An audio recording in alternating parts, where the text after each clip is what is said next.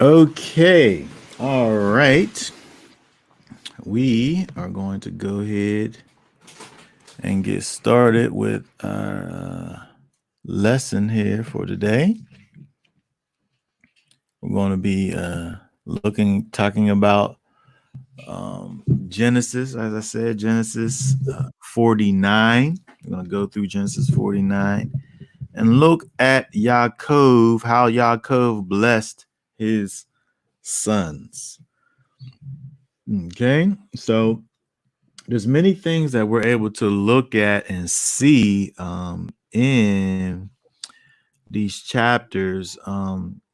We basically want to kind of deal with, the different, um, the spiritual significances that we find inside of the blessings. We want to try to look at those and see and seek to understand what's going on with these blessings. We talked a lot about blessings and the blessing of the children last week, and this is kind of like a continuation of that when we saw with last week how we dealt with the idea of Joseph's sons being blessed and even added to the number of the 12. Now we'll see the actual the blessings that go forward with the 12, and there's a lot going on with these things, so we want to just go ahead and get into it. I think we're probably just going to go as I have it here, just verse by verse, reading through it. So let's go ahead and get started. Yeah.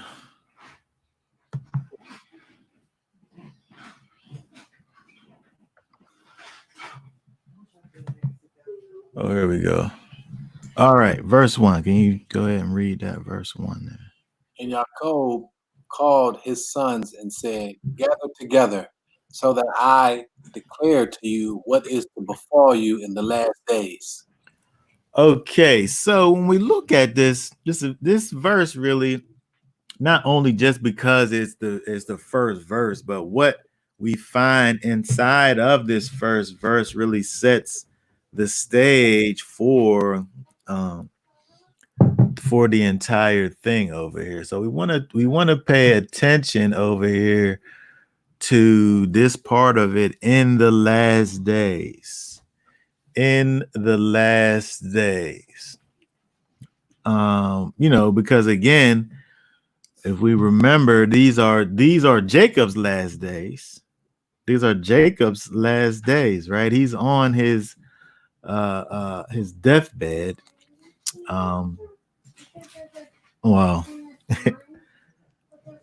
I guess he literally is on his deathbed, right? And he rises up to speak with his sons and to give them their blessings. So these are the last days.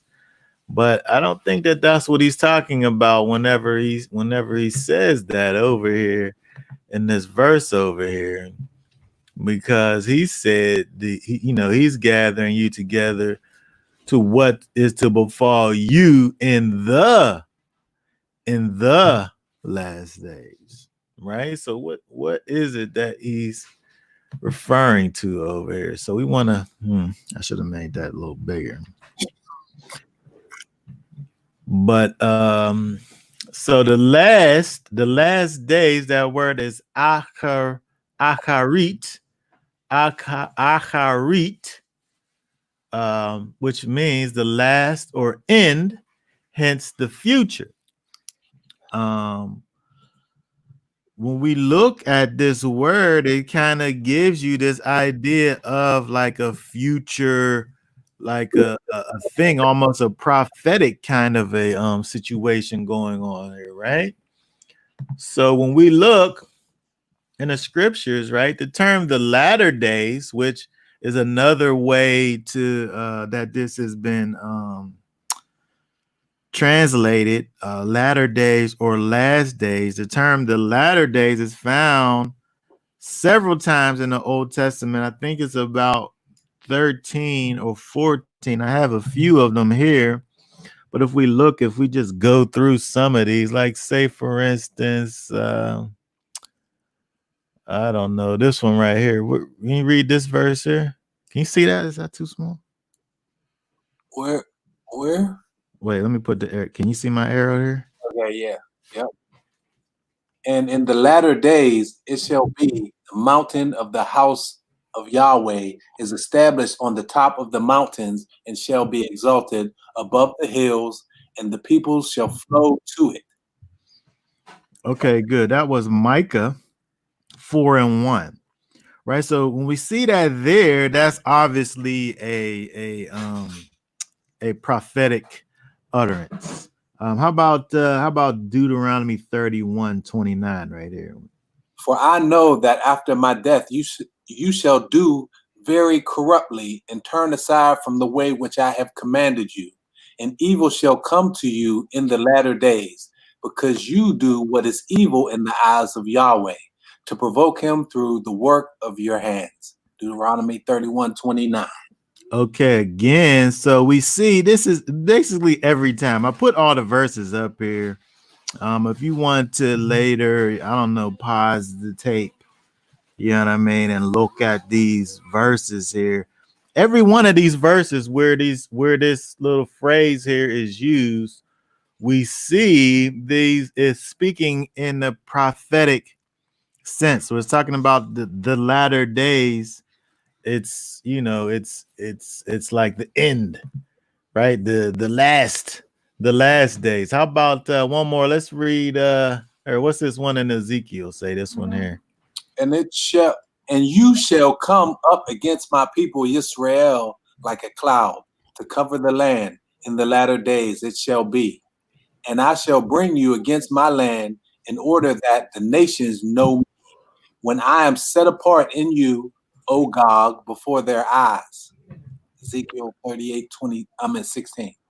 Okay, very good. So again, when we think about the verse that we're looking at over here in Genesis 49, where he says, gather so that I declare to you what is to befall you in the last days or the latter days, he's speaking prophetically to his sons, right? And so when we look at these blessings, we should also think about it in that way. And he's giving them these prophetic utterances to his sons, and they're connected to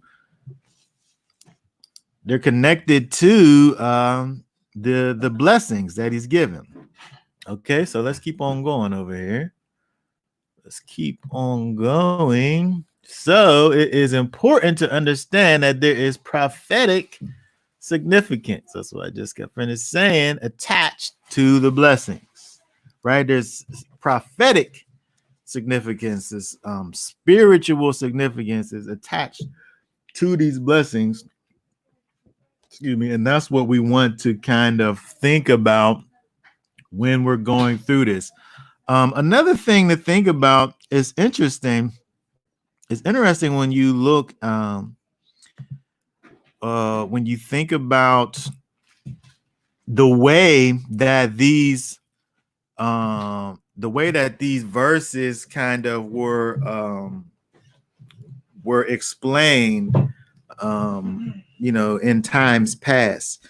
It's interesting when you look at some of the things that the rabbis, many of the rabbis, talked about in their kind of commentary on this chapter, was the fact that Jacob got a revelation as to who the Messiah was. And then he as soon as he got the revelation, it was kind of taken away. It's interesting that multiple of these ancient characters have this idea that Jacob knew who the Messiah was, and then it was hitting simultaneously. But in the theme of the chapter, he kind of gives you a almost a criteria for the Messiah, and the characters in the chapter, the sons, either meet or don't meet the criteria, right? They either have the what it takes to order to be the Messiah, or they don't. And we see the different characteristics that's attached to each one. And now on this side of everything, it becomes totally obvious to us. But we have to think about the fact that he's sitting up there talking to his sons who, they're not able to predict the future. When we get the Torah yet. Right, the Torah didn't even come down yet, right? So it's like we looking at it, it's almost kind of is completely obvious, which one which son the Messiah is coming through. But to them, we got to think about it too, in terms of the audience that was hearing this. To them, they have no idea, right? And so as these again, as these blessings are going forward, we were able to see these different characteristics that are and attributes that are connected with each one. And again, the thought about the thought process that's going on as it's coming through is kind of this which ones are gonna be, like who's gonna be the one, who's gonna be this messianic figure that's going to arise. Because again, we're talking about those things which are going to happen in these days to come, in these last days, in these latter days. And Israel at this point isn't even a nation. It's just a really big family, right? They're just a really big family. It's less than 70 people going that's over there, right?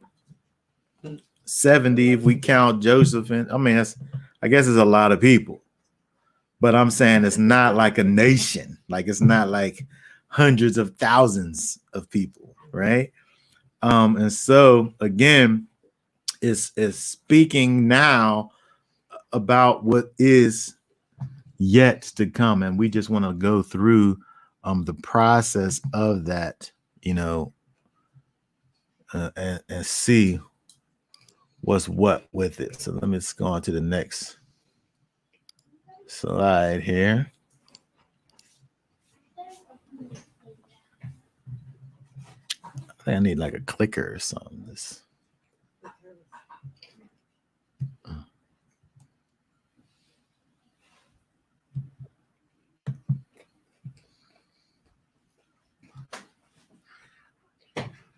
That's not working. Okay, there we go. All right. So is that the next one? Yes. Okay. Verse 2. Can you read verse 2 for us there? Gather together and hear, you sons of Jacob, and listen to Israel, your father. Okay, so again, we see this thing going on over here. Oh, wait. Oh, man, this thing shrunk down on me, didn't it? Okay, so when we look at this verse over here, verse 9, many different translations, within the many translations, most of the different translations make this word here, listen, and this one here, here, they translate them as different words. But in all actuality, that's both Shema. That's both Shema. They're both the same word. I don't know why the translators decide to make it be two different words in English, but in the original language, that's one word, Shema, which of course is to hear and obey, right? But the interesting thing that we want to think about looking at that is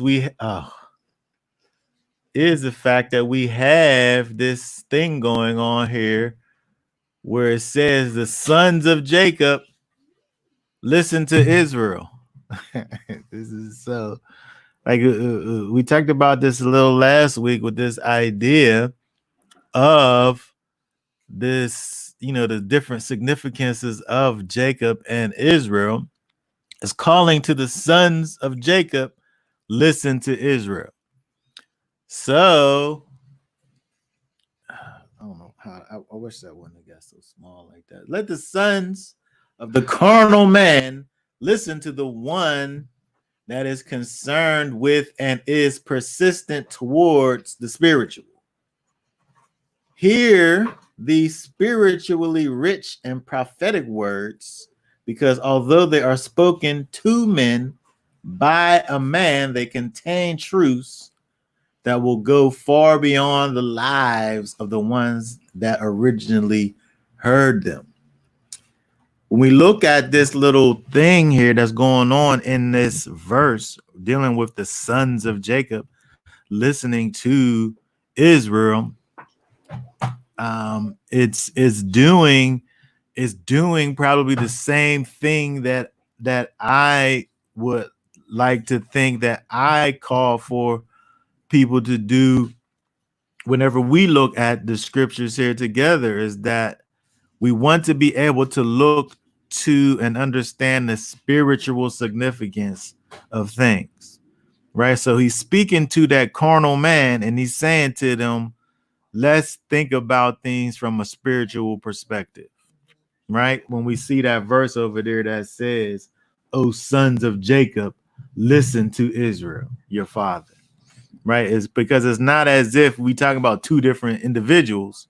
Jacob is Israel, right? But we talking about two thought processes, right? That carnal mind versus that spiritual mind.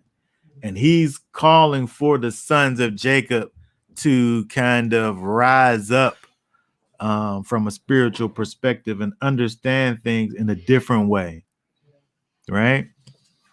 I think that whenever people get inheritances, sometimes, you know, like these are blessings, so these are spiritual things, Yeah. but people get inheritances, sometimes they get carnally minded, where somebody's blessing is greater than what my blessing is, and I get jealous or. Mm-hmm. Yeah. I guess when we think about it from that perspective, right, we could say that, looking at what's getting ready to happen over here, we can see that there's definitely potential for one person to say, to rekindle the thing that got them there in the first place, right? Joseph gave 2 blessings. Joseph got 3 blessings, really, because Ephraim and Manasseh, that's a blessing for him. Those are his sons, even though they was adopted by his father. He can't, you know what I mean? So that's a blessing for him. And then whatever it is that he's going to receive over here. So that could potentially make somebody feel slighted, especially as we'll see, we get down to some of these blessings and there's like a few words. And then the other ones is like several verses, right?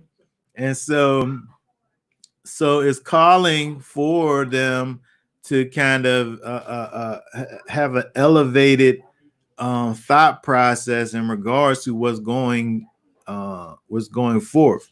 It's not about carnality. It's not about being the supplanter. It's not about being and manifesting all of the characteristics that are connected with Jacob in the carnal mind. It's about Israel. It's about striving with Elohim and being a warrior for those things which pertaineth to the spirit. And he's trying to get them to hear what it is that he has to say, again, from this spiritual perspective, right? Okay, so let's go ahead and look into this some more, right? Let's go to the next slide. That's the trick. I got to go up to the top up there. Okay, so let's look at Reuben. Reuben. Okay.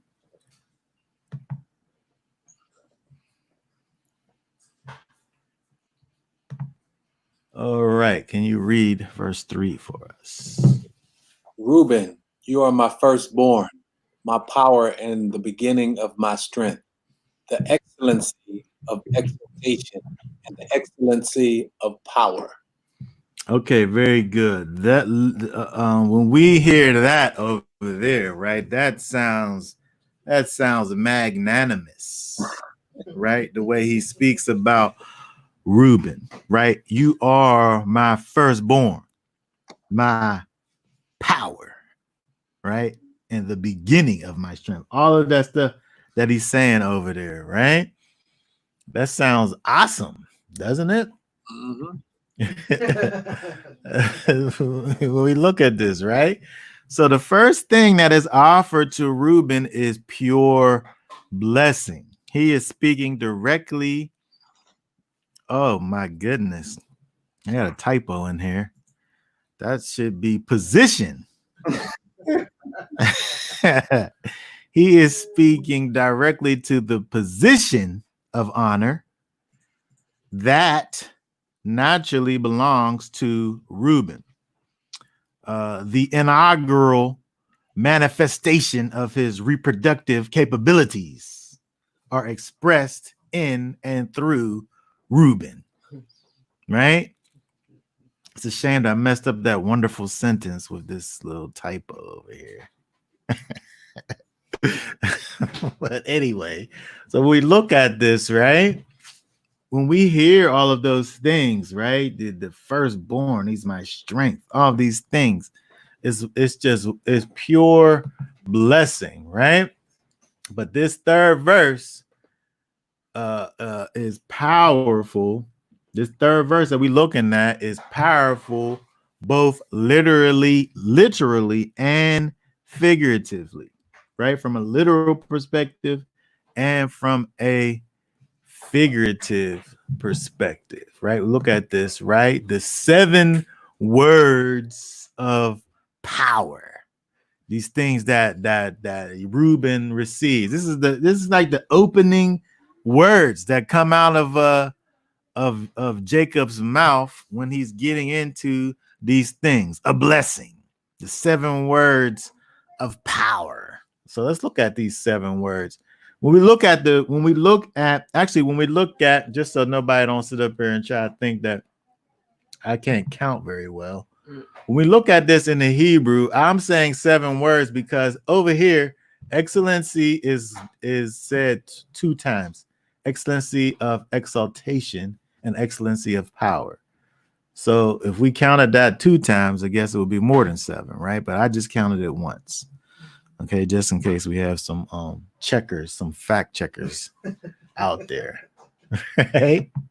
Okay, so Reuben, right? These are the 7 words. The firstborn, my power, the beginning of my strength, not just my strength, but the beginning of my strength, excellency of exaltation and power. Excellency of power, right? Okay, so let's look at these things, and because we want to look at these, he's showering Reuben with these with these things over here, right? Which again are, this is just his natural position in life, right? No, this don't have anything to do with anything besides the fact of Reuben being the first time Jacob's seed reached a destination and manifested life, right? And so it's not about the things that Reuben has done, it's purely about his position. And these things that he's saying over here are things that are just connected to that position, right? And so let's look over here at these words over here. Firstborn, that is Bek-or, which literally is firstborn chief, eldest son, firstborn ling, right? It literally means what it says, firstborn, the chiefest or the eldest son. And we know in Israel what that means. The firstborn has this special blessing, although when we look at Israel, right, we see many times when the position of firstborn is never diminished, but the literal firstborn a lot of times seems to get moved out of the way, and somebody else taking that position of honor. But even when you look at like the priest took over the firstborn. Yeah, right. So it's like, and they're down the line. Mm-hmm. They're way down the line.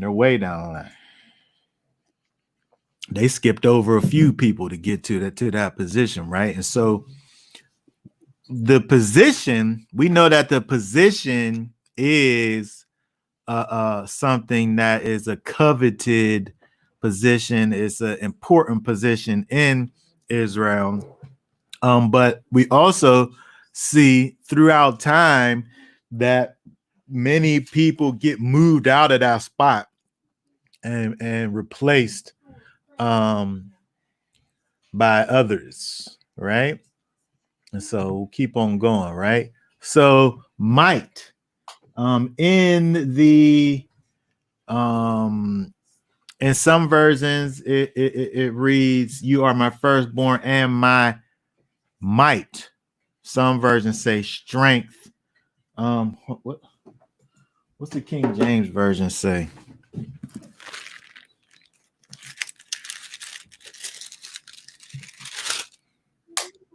King James says might.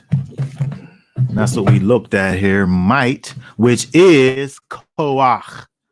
Koach, which means from an unused root meaning to be firm, vigor, strength, something that's vigorous, right? Force, might, strength, power, right? We see all of that in this idea here of koach, right? I don't want to spend too much time looking at these. I just want to show these words here. Firstborn, might, beginning, reshit, right? First, again, the idea of the position. First in place, time, order, or rank.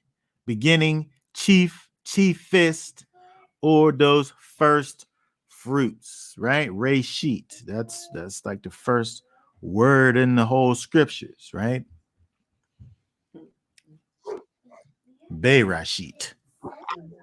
Okay, strength. That is own, which means let's see here, ability, power, figuratively wealth and force, right? He's given all of these things.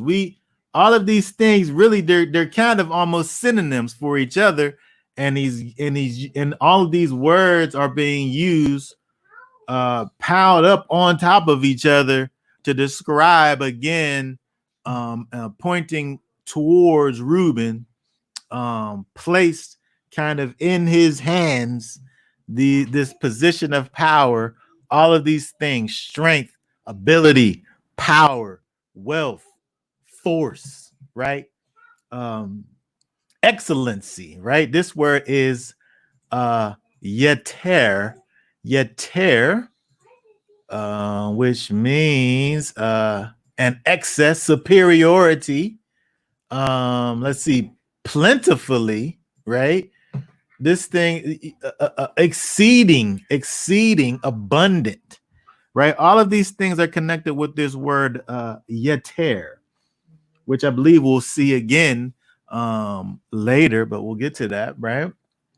Let's see what else here. Dignity, which is also a word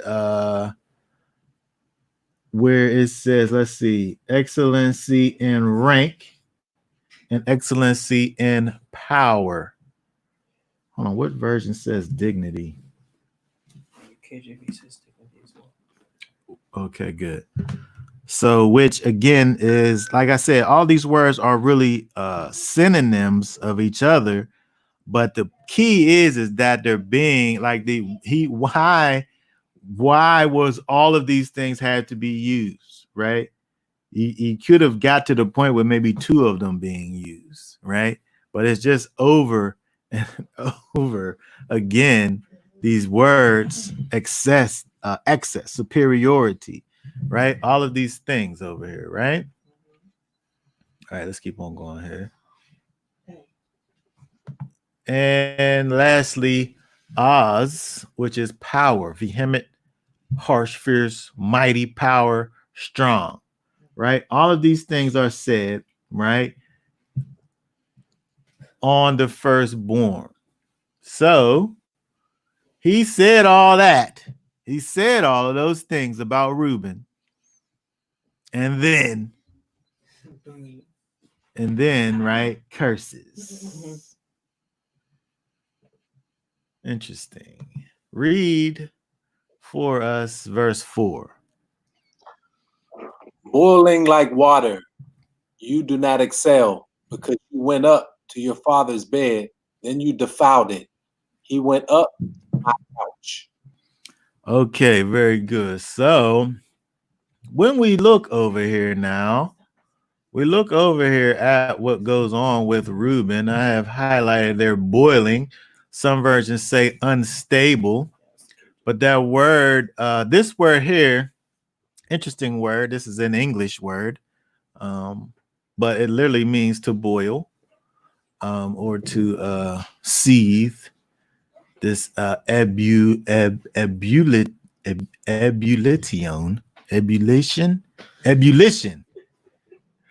That's English, folks. But that means boiling, right? Or froth. When that thing is raging, when there's when that water is boiling and overflowing, right? That's what that word means. And then it's been translated as unstable. But look, figuratively, it means lust. Right. And so when we think about now where he went, what he did, right? That's how we can get that connection there, where it's talking about this boiling water. And again, we have to remember with the Hebrew language is about action, right? It's about action. So it's giving you this term that literally means boil, but it don't mean that that he's boiling, right? It's giving us a picture to help us to understand what happens with lust. This thing that's going on. It starts as like this little simmer, and it just grows and grows and grows. So it overflows and it becomes uncontrollable. It's like King David when he was looking outside his window. Yeah. Bubbling up on him. Yeah. Yeah. Yeah. It's just that inner thing that happens. And And if you quench it early, then you're good, right? But if you notice, I don't know how many people boil water before. If that thing's raging and then you just turn the fire off, it rages a little bit longer, right? If you wait too long, there's nothing you can do. It's just gonna boil over, right? And so when we look at Reuben, right, it says he is boiling as water, and then you shall not excel. The version that I have says any longer. That's in what you call it, italicized. And so that's interesting because when we think about this over here, right? Boiling like water, you do not excel. Excel, we're gonna look at this over here, is connected to one of these words that we just looked at over here. And so which means to exceed. This is a version of one of the words that we just looked at. That was talking about his excellency and rank.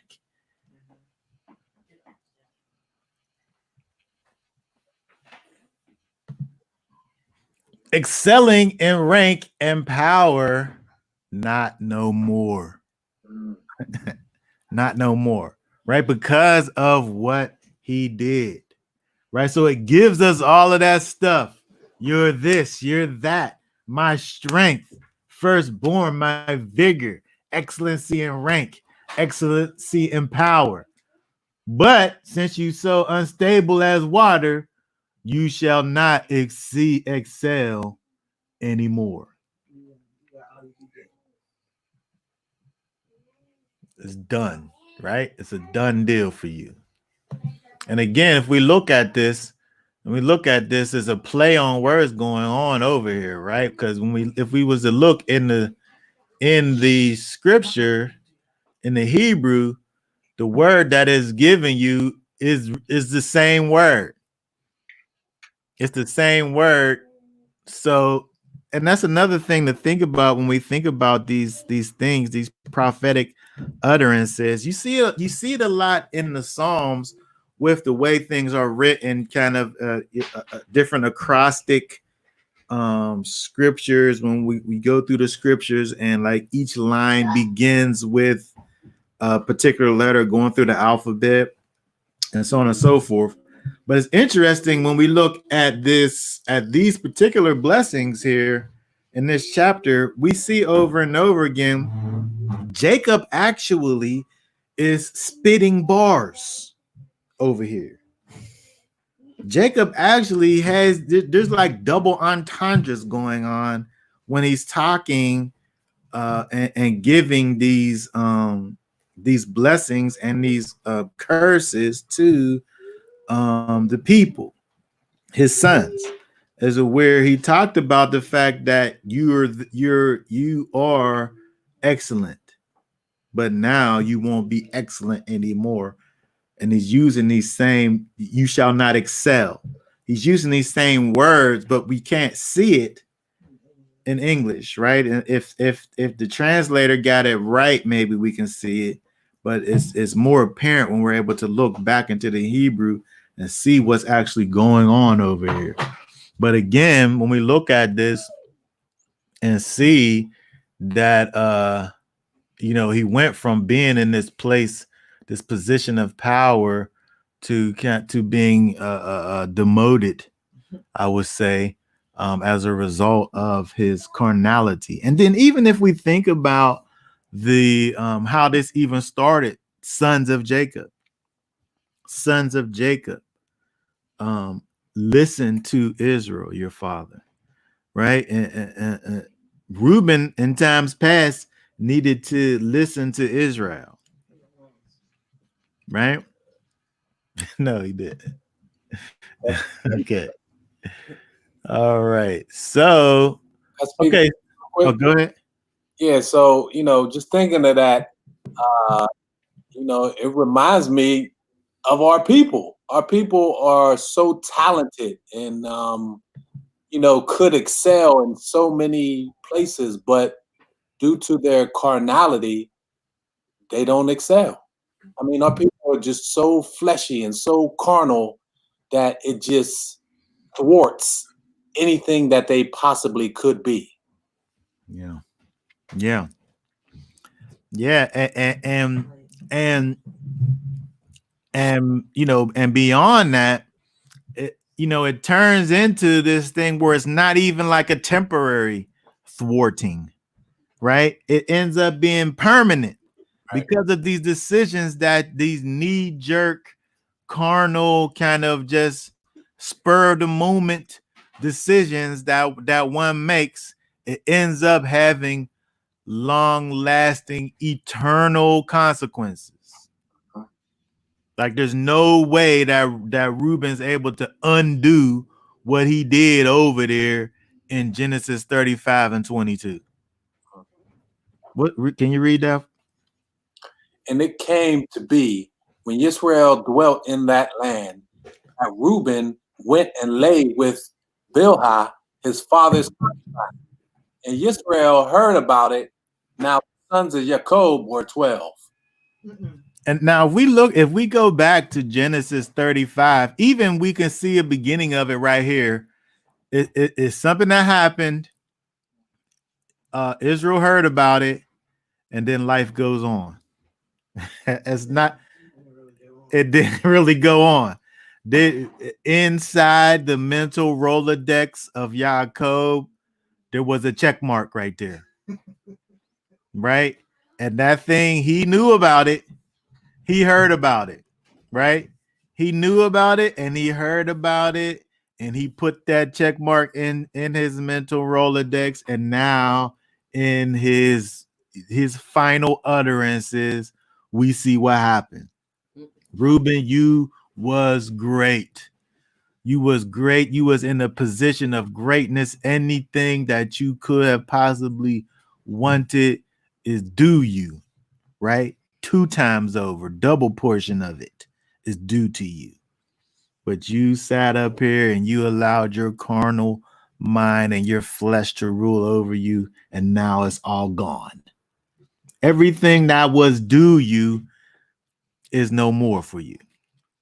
Right? So if we think, yeah, it's been revoked, right?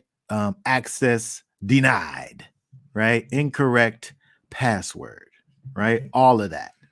And so when we think about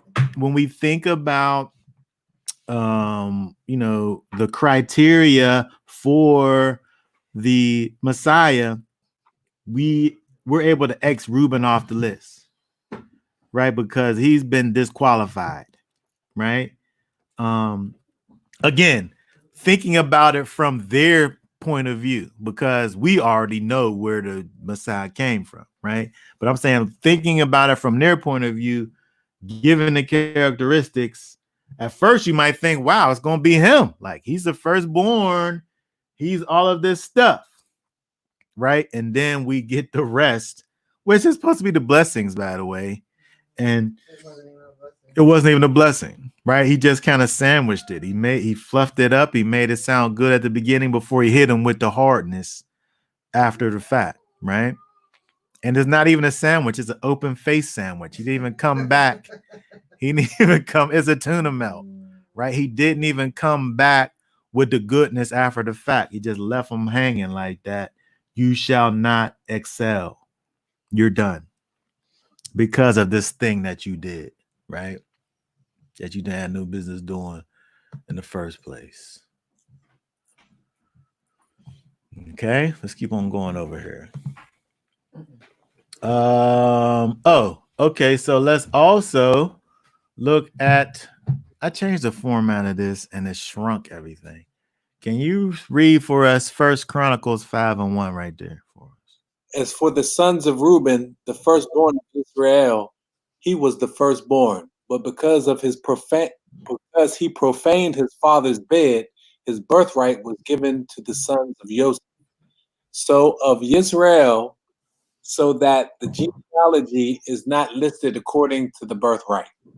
Okay, very good. So we saw in Genesis, where the thing happened, and then we see after the fact in Chronicles where it literally talks about the fact of his position being revoked, right? His birthright was literally given to the sons of Joseph. It says over there in Chronicles, right? And so when we look over here, we're able to see exactly, right? So now we actually get more insight into why Reuben and Simeon were brought up in the last chapter, right? They really did get moved out of the way, right?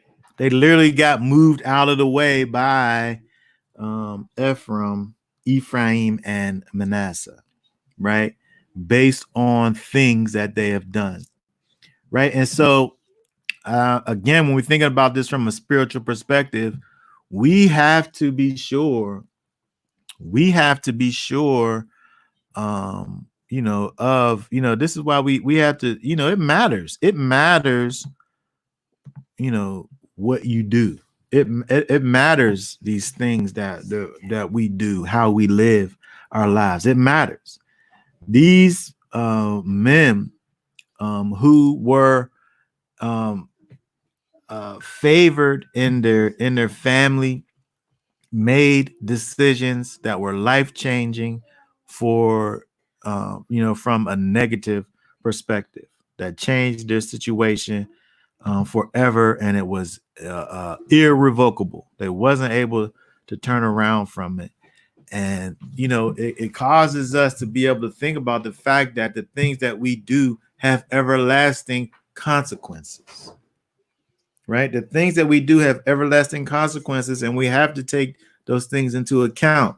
You can't just go around and sit around just saying anything that you want to say to people. You can't go around and just do whatever you want to people, right? Because you can't take those things away, right? Those things are forever, right?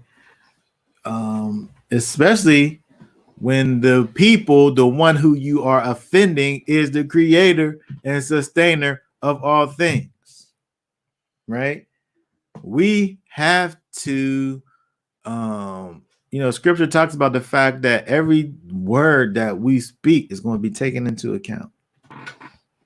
And so we have to think about these things, right? We have to think about our position with the Father, right? Is he pleased, right? Has he moved us out of the way, right? And put somebody else in our spot, right? All right, so let's keep on going over here. Let's keep on going. Let's go to the next spot here and deal with Simeon and Levi. Simeon and Levi.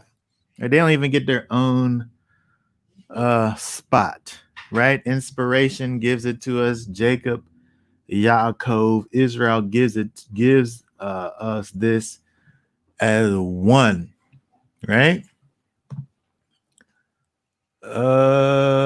Okay, read for us verses 5-7. Simeon and Levi are brothers. Their weapons are implements of violence. Let my being not enter their council. Let my esteem not be united to their assembly, because they killed a man in their displeasure, and they lamed an ox in pleasure.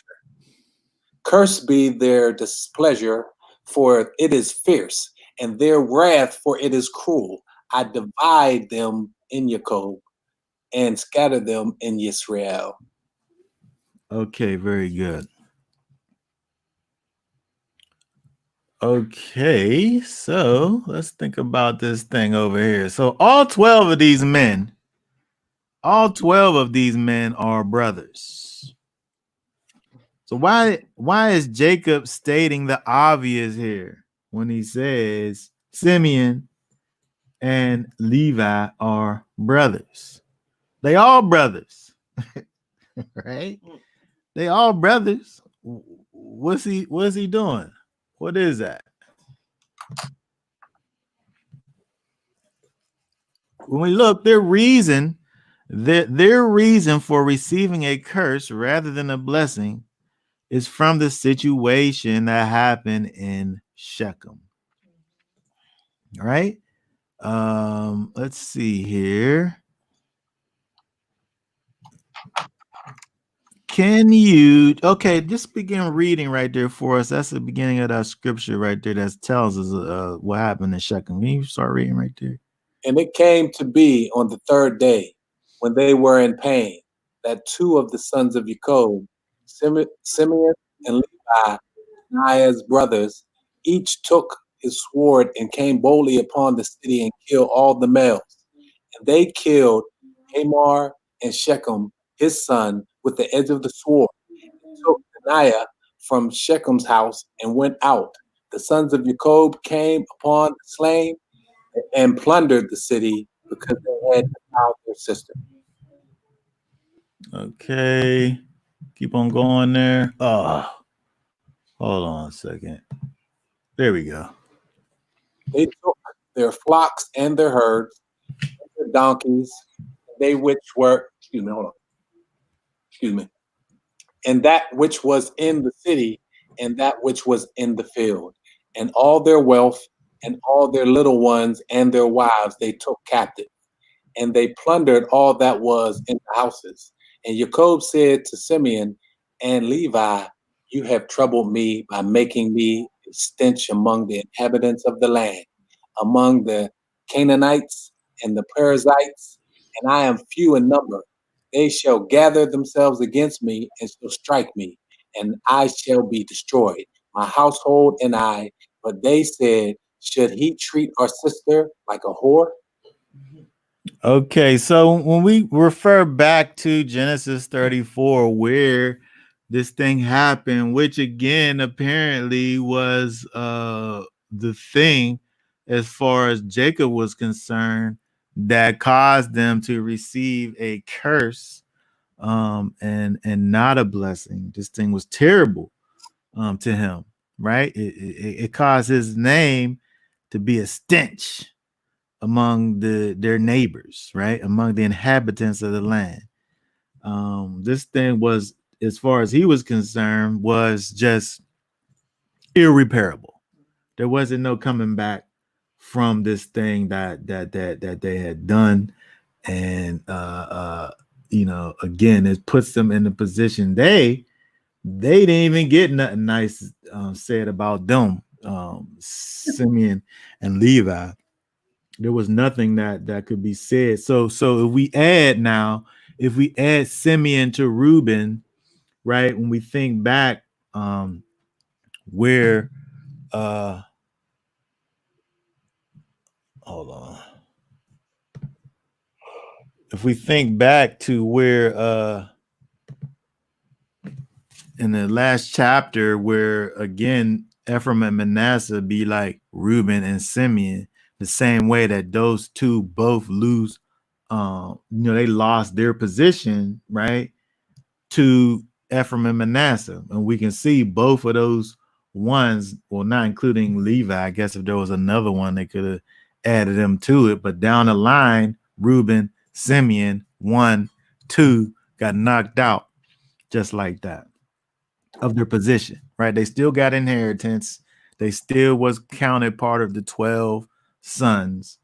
But in terms of position now, they were moved out of the way based on these things that they've done, right?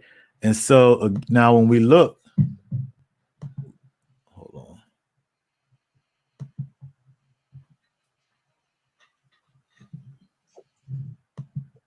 Okay, so Simeon and Levi over there, they did their dirt together. So they was cursed together, right? So their brotherhood was within, their behavior, right? Those was the two that was ready to go and do what they felt needed to be done, um, yeah, didn't matter.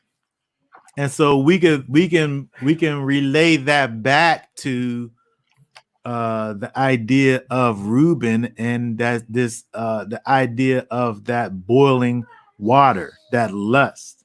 There potentially, I would say, was a way that they could have honored their sister, um,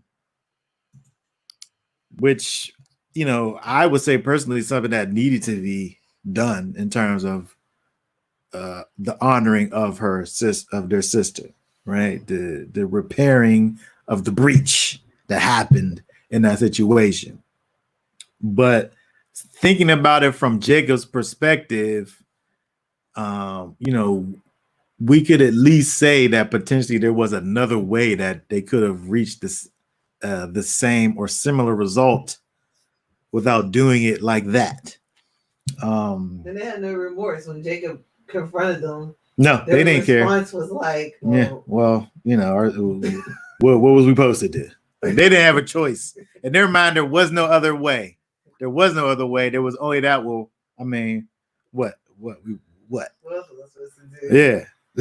That's how they acted. They didn't have any remorse at all. No, they didn't. They didn't care.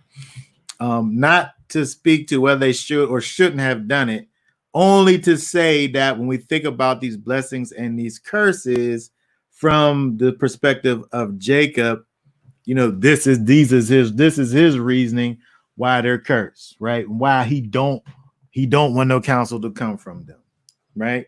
He don't want to be joined to their company, right? Because of the propensity for wrath and anger and swiftness to judgment that he sees inside of what they did, which was it was a swift. They were swift to judgment in that situation. They probably didn't weigh the options. They just, this needs to be done. They did what to my sister? They're gonna die for this, right? And so when we think about that now, again, we think about these things from a spiritual perspective, we have to be able to try to figure out what it is that we can learn from all of these things. So again, when we think about this, what went on with them, not even to say that the what they were trying to do was something that was wrong, but the way in which they did the thing, we could say is wrong. And so again, now when we think about that, it helps us to understand about wisdom and discretion, right? I can attempt to do the right thing wrong, right? Go about doing the right thing in a wrong way, which makes the whole thing wrong, right? I can sit up here and have good intentions about a thing, but the way that I go about doing the thing could just ruin the whole thing altogether. And again, that's wisdom, that's discretion, right? And that's what the Spirit does in us. And so when we think about, again, looking at Simeon and Levi, as we look at how the blessings and the curses are going forth, and we ain't even got no blessings yet, right? And we see that these actions that they did, these things that they did, which again, they're honoring their sister and this terrible thing that happened to her. But the thing that we can learn from this again is that, wisdom could have been exercised, right? Discretion could have been exercised, right? They could have went about it in a way that didn't, as far as Jacob was concerned, bring dishonor to him, right? Again, he was just utterly put back by this whole situation that they did. And obviously there was no comeback from it. He wasn't able to get over this thing that happened, right? Where again, it puts him in this place of of cursing, right? All right, so let's keep on going here.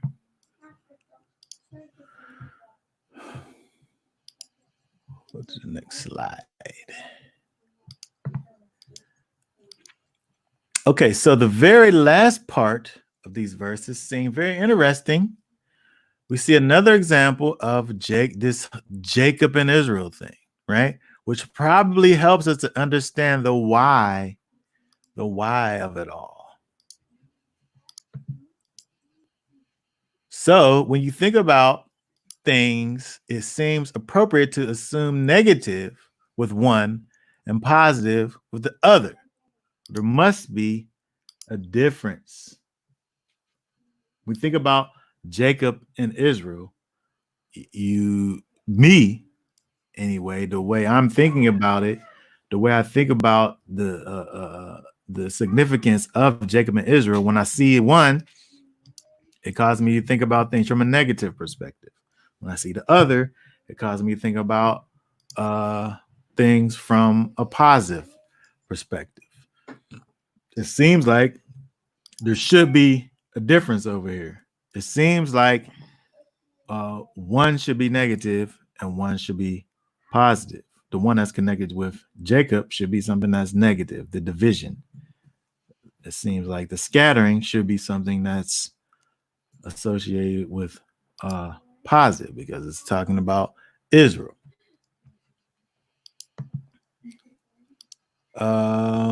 Okay, so let's see what this guy has to say about it.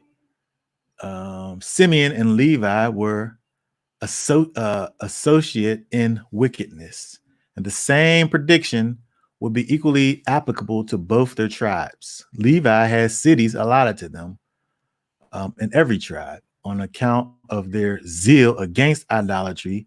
They were honorably look how he talks about it. They were honorably divided in Jacob, whereas the tribe Simeon, which was guilty of the grossest idolatry and the vices inseparable from it, were ignominiously scattered. Now, this is what Jameson, Fawcett, and Brown had to say about it. I would obviously reverse it, right? Because when you think about Levi being scattered in the nations and not having an inheritance, it really wasn't a negative thing, right? So I would connect the scattering to the Israel and the division to Jacob. I would connect the dividing to Simeon and the scattering to Levi, because again, when we think about Levi, there were 40 Levitical cities, right? There was a bunch of Levitical cities. They were in all of the other nations, all the other tribes. So they was all over the place. And so you could think about it, I guess, from a negative perspective, but there was the priests. So how could you? They got free food. Free food. That's funny. That's funny. That's the blessing that you say right there. They had to work for it. Yeah. And so again, when you look at this situation over here, to me, I feel like the blessing is something that they don't even see at that time, right? Because they don't know what's going to happen. Because again, one thing that was mentioned by the commentator over there was that kind of the transition point was the whole situation began at least with the whole golden calf situation, right? Where the idolatry that was going on, they was the ones that stepped up to the plate and began moving in their zealousness against idolatry. And then other things happen after that. But the one thing that's interesting that we see over here, right, is that within them it's the same propensity that they have inside of them. And that part don't change, right? Somebody needed to be killed as a result of wrongness. We'll do it. We'll be the ones that do it, no problem. Right? That's the same thing that their father did over there. Right? When you look at Pinchas, whenever he sat up there and killed the Israelite person and the Moabite person when they was doing whatever they was doing, wickedness is rising up. Some got to be done right now. No conversation. Death is due. Right? It's the propensity never changes. Right? But and again, I'm saying that before, like it's kind of a question as to you know, the ways and means upon which they doing these things. But I'm saying at the end of the day, the thing that was kind of a curse winds up being a blessing for at least Levi, right? We see that same zeal for rightness exists, but obviously Levi and his lineage go through a greater desire for righteousness, and they're obviously blessed as a result of it. Okay, so let's just keep on going over here.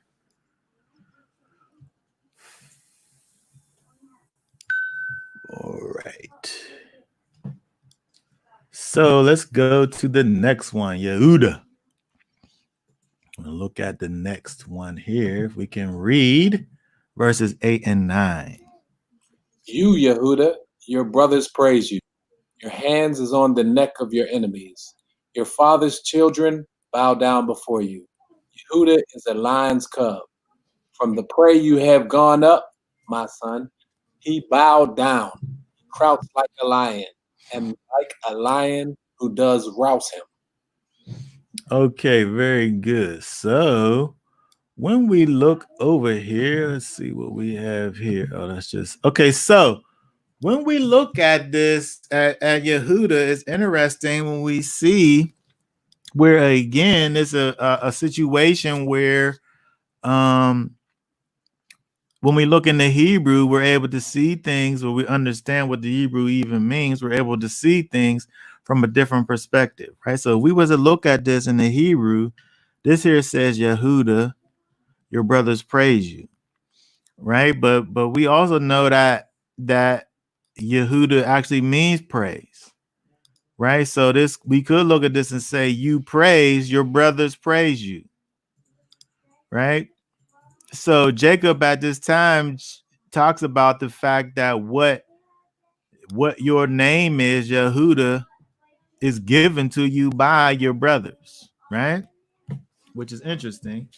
But again, it's part of this thing. Now, okay, so just when we look over here, we see now, like we was talking about before, in terms of people, the brothers looking at this from a spiritual, not carnal perspective. Yehuda is one of those ones, right? Well, there's only two, Yehuda and Joseph, who have like these, you know, comparatively speaking, they got a lot of things to be said about them, right? So we look over here, right?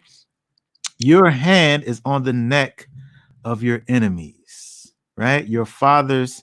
So when we think about, first of all, you know, the idea that praise is from the brothers is given to the one who's called praise.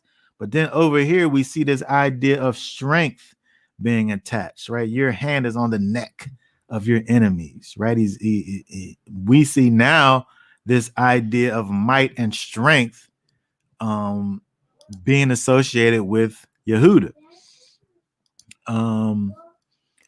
Your father's children's bow down before you, right? So this also is, so now we talking about the father's children, I guess is his brothers. It's the same thing. It's kind of reiterating it another way.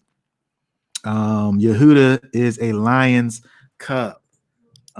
For they prey from the prey you have gone up, my son. You bowed down. He crouched like a lion, and like a lion, he does rouse him. Who does rouse him? Who does rouse the lion?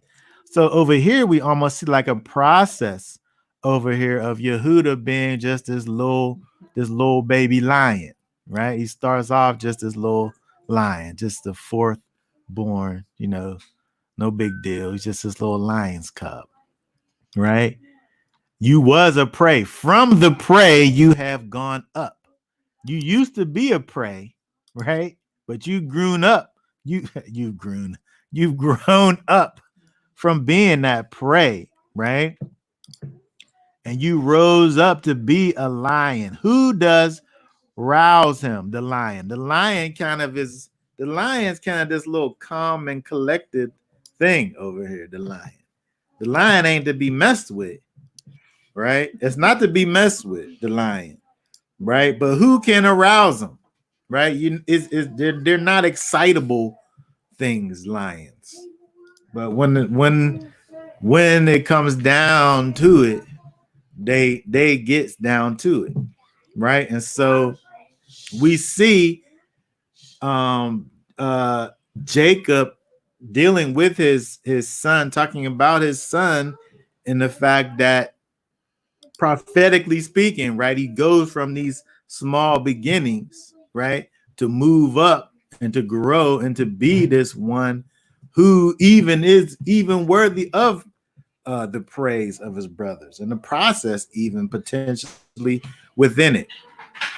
So now when we look at these things, we can obviously see things over here that connect us to the idea of things that now finally we're seeing these things that can be connected to characteristics that belong to these messianic figures, who was just a regular little cub, right? But grows up to be powerful, right? And ready to crouch and pounce on those that need to be crouched on, and have his hand on the neck of the enemies, right?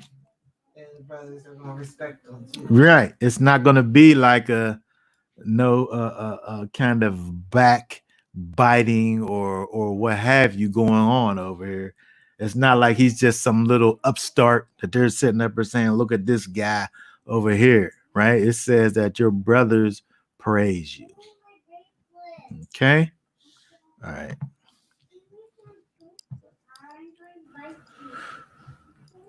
All right. So let us look at verse 10 over here. Verse 10. The scepter shall not turn aside from Yehuda, nor inscriber from between his feet, until Shiloh comes, and to him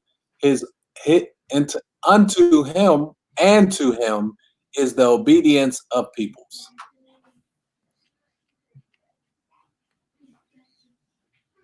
Okay, very good. So now over here, now we see this idea of royalty. When we deal with this idea of this scepter thing. Now you talking about situations now that don't even exist in their reality, right? Because they're again just dealing with they're just a family, right? They're just a family, a huge family, a tribe of people, right? But you talking about this scepter now, you talking about royalty and position as king now.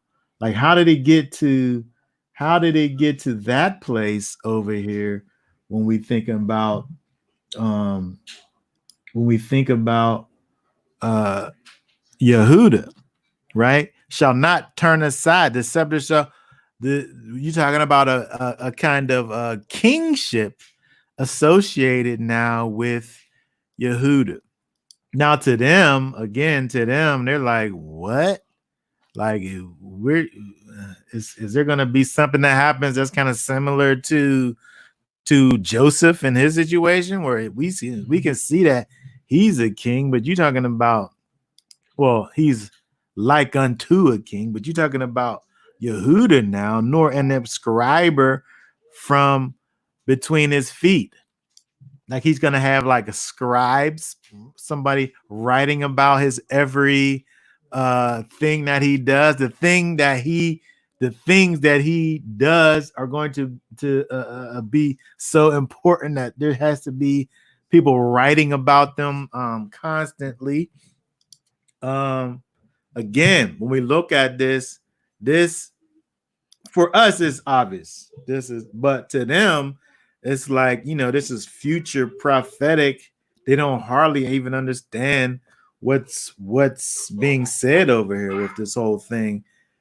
Because they're talking about kingship, and they don't even have a kingdom to be king of. Well, they do have their little thing that they've been given over there, but yeah, I mean, exactly. They don't have a kingdom, they don't have a land, none of that. but I think that people just take it at face value that Judah got to be rank. What do you mean? They don't really ask why. They don't ask how. They don't ask about the mechanism behind it. But looking at these blessings, you can see how he rose up in rank amongst the brothers. You know what I mean? I think at bare minimum, we can say that there's qualities that exist in each one of the brothers that would allow for whatever it is that's being said about them to be something that's true. Right? Where they hear, well, the scepter shall not turn aside from you. And potentially it could be this thing that's like so far away from reality that they can't even fathom it. But also potentially it could be like, yeah, that that's how he rolls. Like he's like that. You know what I mean? I could see that. Right. And it would take them, again, looking at these things from that spiritual perspective, to be able to see it. When they do that, when they do look at it from a spiritual perspective, potentially they could look into the future and say, I see the attributes that exist within my brother, and I can see where his seed who comes and grows greater than their father, how they can get to that place of being at this high ranking position.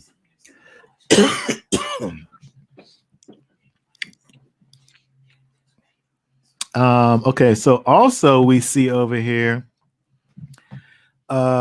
until Shiloh comes, and to him is the obedience of peoples.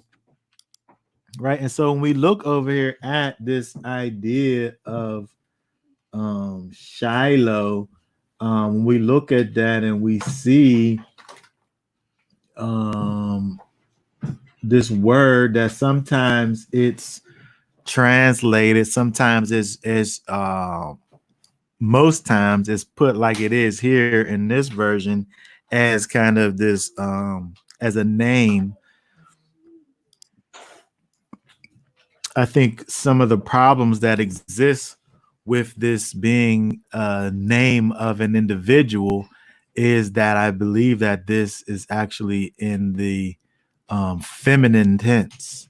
So it's probably more so, if you was going to say it was a name, it would be actually a place, because places we know are feminine. But an individual, if it was a man, that obviously would be masculine, right? So some interpreters go ahead and I'm trying to pull up here my notes about this Shiloh situation. Let's see here. Okay, so the exact wording of the statement varies between translations. Most versions obscure the real meaning by using the word Shiloh as if it were the proper name of the Messiah. This word should, in fact, be taken as a possessive pronoun. The best translation is probably actually the NIV, which says, until he comes to whom it belongs. Or more literally, the translation of the version would read, the scepter will not depart from Judah, nor the ruler's staff from between his feet until he comes whose right it is, and unto him shall the obedience of the peoples be. And then also that way of translating Shiloh into being kind of this phrase as opposed to a name is how they do it in the Septuagint. And then also, if we look at Ezekiel 21 and 27, let me see if I can. I think it would be too hard for me to go out of this. I'll just read it. Ezekiel 21 and 27 says, a ruin, a ruin, a ruin, I shall make it. This also will be no more until he comes whose right it is, and I shall give it to him. That's actually the New American Standard Version of the verse. But we see that word Shiloh being translated as this little phrase, whose right it is, in terms of the word being kind of this thing that's going on.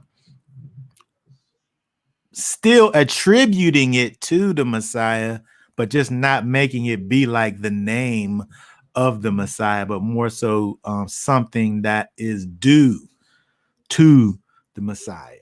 And so when we think about this now, Shiloh, again, these attributes that are connected to this messianic figure, of whom praise is due, and kingship is due. And over here it says, and to him is the obedience of the obedience is also due. Another something else that we wanted to think about is the fact that this word here, until, as if it stops whenever a certain time comes, right? Sometimes when we see this until, it's not the way necessarily like we think about it, like after the thing, it's not going to be anymore, right? Until Shiloh comes. But it can also be something that's kind of inclusive, as if to say, not as if to say he's going to be king and worthy of praise up until a particular point. Because when we think about it from Messiah's standpoint, from a physical standpoint, we know that he's not physically walking around. But from a spiritual standpoint, Yeshua, Messiah, is actually our king. It got to a place in time wherever he became manifest, right? It got to a place in time where he became manifest, but it's not as if we say that now he's not reigning, or he's still, he's not the king, because he's not walking around. And so again, when we think about this from a prophetic standpoint, it's not always something that's necessarily cut and dry. Because again, to them at that time, they had no idea about Yeshua of Nazareth, who lived and died and rose again on the third day and sent back his Ruach Hakodesh for believers to receive and go around in power. They didn't know about any of those things, right? It's all these prophetic utterances that we are able to look at and understand from our perspective. But they, it's kind of obscure to them. Okay, I kind of went through some of this here. Okay, can you read for us 11 and 12? Binding his donkeys to the vine, and his donkey's colt to the choice vine. He washed his garments in wine, and his robes in the blood of grapes. His eyes are darker than wine, and his teeth whiter than milk. Okay, so when we look at this now, this is something that deals with prosperity. It's something that deals with richness and abundance. When we think about Judah, it was a land, the place where Judah ended up inheriting. It was a place that was, grapes was a commodity of the area, right? They were rich in vines and grapes and things of the sort. So when we think about the idea of binding a donkey to a vine and the donkey's colt to the choice vine, it's almost as if to say, I have so much. Because if you tied your donkey to the choice vine, it's gonna trample and stomp all over your stuff and ruin it. That's what's gonna happen. But this is to speak of the abundance of the tribe and the place that they got, that they'll have so many vines and so many choice vines that to tie their donkeys to these choice vines and had the donkeys ruin them wouldn't even phase them. Right? That's the thought process that's going forth with this whole idea over here with this whole thing with binding the donkeys to the vine. They got so much, it's not even that big deal. Like you sitting up here, like people, sit around there and have like, if you think about today, some rich person could probably take some dollars bills and like use them for like to light fires with or something. Right? You got so much money, like you don't even need. You can make pillows out of it or whatever. Like you know what I mean? It's like the idea is that there's so much in abundance. Is that the door? There's so much in abundance that you're able to lose, right? You don't have to kind of like we sit up here, like I got my 3 little grapevines in the back, and I'm counting every grape that comes off of the thing, right? If I lose one little grape, like it's the worst thing that could possibly happen, right?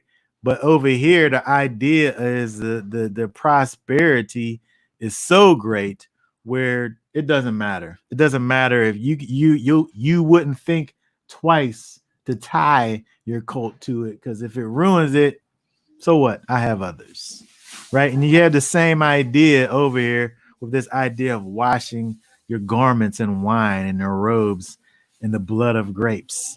Like you wouldn't naturally, like you wouldn't do that, right? It ruins it, right? If I have these clothes, I'm not going to wash it in grape juice. But the idea here is prosperity and richness and fullness, right? Overabundance of things, right? That's the idea. which from a physical perspective, the land was actually great in that respect, right? Okay, so let's go on. Let's move on. All right, Zebulun. Let's look at Zebulun. These next ones are all kind of rapid fire. Okay, Zebulun dwells at the seashore. He is my fault. Hold on. Read that for me. I gotta pull this up. Zebulun dwells at the seashore. He is for a haven for ships, and his border is unto Tisdan. Okay, something that I wanted to call to our attention as it relates to Zebulun is the fact that here, let me see if I can find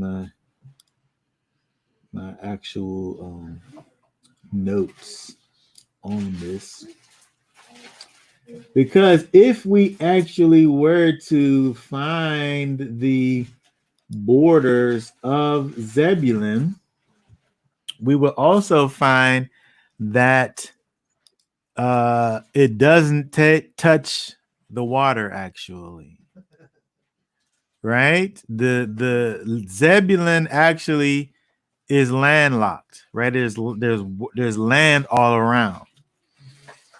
And so again, when we think about the fact that these are prophetic utterances, we find out that these things are looking forward into the future. Again, this was we started off talking about these are things that are dealing with the last days, right? So if we looked, for instance, if we was to look in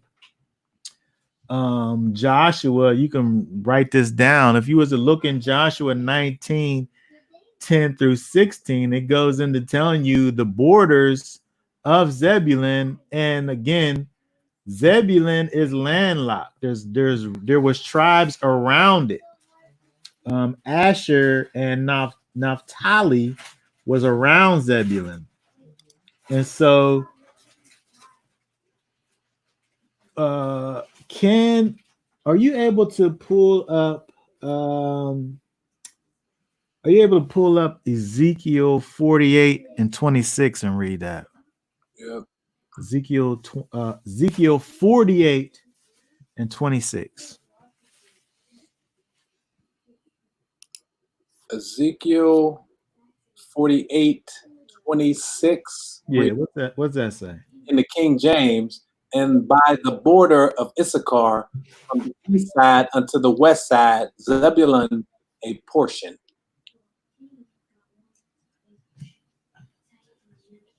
You want me to continue? It goes on. What's your version say? And by the border of Issachar, from the east side unto the west side, Zebulun a portion. So the version, the version that I have, look, the version that this is the this version here says and next to the territory of Issachar, from the side of the east up to the side of the sea, Zebulun one portion. This is the let's see what version this is. This is the Lexham English version. What's the New American Standard version say?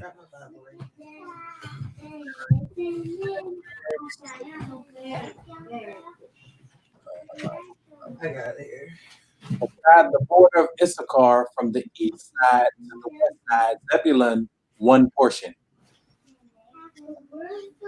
Oh, it says that too in that version. That's interesting because this the only version that has the mentions the sea. Is What, Ezekiel 48:26. what version is that? It's called the Lexham English Bible. It's a literal translation like unto the New American Standard. I don't even have that.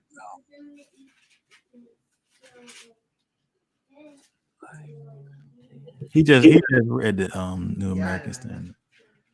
The point is that the borders that's given in Ezekiel are wider, are broader versions. They're broader borders as opposed to the ones that we see in the previous. And Ezekiel being prophecy of future things going on in the future, it adds to the thought that these things are being said about Zebulun because it's pointing forward into the into the future. But again, you have to be able to look into the text, the original text, to be able to find this. Because one thing about when you look at these different translations of Bibles, the translators are looking at words and things that that don't correspond with the English. And so we can have all of these different translations who are expressing things different ways, and they're doing the best that they can do with the languages. Because a lot of times we look at these things, it's times we could look at words in the Hebrew and the word doesn't mean anything close. It's not even kind of a tip of the iceberg of a definition of these things that we see in the Hebrew when it's translated over into the English. Because again, these English words are really giving you an action. So the Hebrew words are giving you an action. It wants you to do a thing, and then when you're doing the thing, it helps you to understand what the word is. And so sometimes we lose in these translations the meaning behind the words in general. But the overall thing that we're looking at here is the fact that when we think about these blessings that are going forth towards the children now, it is looking forward, and it doesn't necessarily correspond with the way in which things actually were, right? Because with Zebulun, his border wasn't on the sea. With Judah, he wasn't a king, right, at the time of the blessing. But those are things that were to happen in the last days. Okay, let's keep on going. Let's look at Issachar. I notice we got all the curses out of the way, didn't we? Mm-hmm. Everything now going forward is just about the blessings. And so to them, it's almost as if, as you're going through, if we're thinking about the end times, if we're thinking about looking back at the 12 and trying to decipher who could potentially be a messianic figure, it hurried up and got the first three. Yeah, the first three brothers got knocked out of the running, and then the rest was just compared. The rest are just ones that could potentially be there. But even so far, it got to be Judah, though. Right. There's nice things said. There's nice things said about these other brothers, but up until now, none. No. There's nice things to be said. Like even here, what's 14 and 15 say over there? Issachar is a strong donkey lying down between two burdens. And he saw that a resting place was good, and that the land was pleasant. And he inclined his shoulder to bear a burden, and became a subject to slave labor. Okay, so it's interesting things that are talked about when we look at Issachar and his thing. When we see over here, like even with these verses over here, it says that he's strong, right? Lying down between two burdens. He's strong, but he saw that that resting place was good, and that the land was pleasant, and he inclined his shoulder to bear a burden. Issachar was not about war. Issachar wasn't really about war. Not that he was weak, but he was about farming. Issachar was about like the agriculture. And Issachar was about taking care of his natural responsibilities and his field. He really wasn't about uh no, he wasn't about none of that, right?